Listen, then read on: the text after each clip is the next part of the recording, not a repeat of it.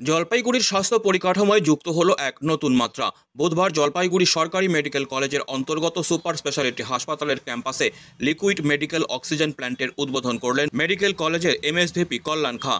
এর ফলে হাসপাতালের রোগীদের জন্য অক্সিজেন সরবরাহ আরও সুষ্ঠু ও নিরবিচ্ছিন্ন হবে।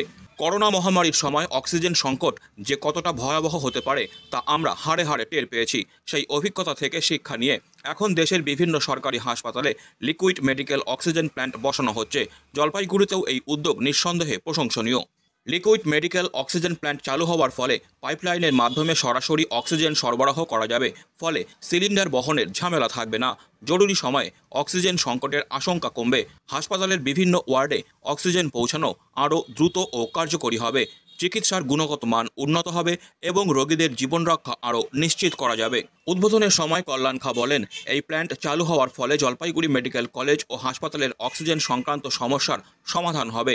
আগে সিলিন্ডার পরিবহনের ওপর নির্ভর করতে হতো, যা সময় সাপেক্ষ ছিল।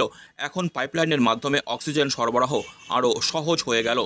এই প্ল্যান্ট চালু হওয়া মানে শুধুমাত্র অক্সিজেন সরবরাহ সহজ হওয়া নয়, বরং এটি স্বাস্থ্য পরিকাঠামোকে আরও দৃঢ় করার একটি গুরুত্বপূর্ণ পদক্ষেপ।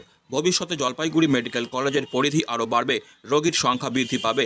তখন এই প্ল্যান্ট হাসপাতালের অক্সিজেন চাহিদা মেটাতে অত্যন্ত গুরুত্বপূর্ণ ভূমিকা পালন করবে। দেখুন, আমাদের জলপাইগুড়ি গভর্নমেন্ট মেডিকেল কলেজের লিকুইড মেডিকেল অক্সিজেন প্ল্যান্ট যেটা, সেইটার কমিশনিং হলো এবং এটা লিন্ডে আমাদের সরকারি প্রকল্প হিসেবে এটাকে তৈরি করেছে।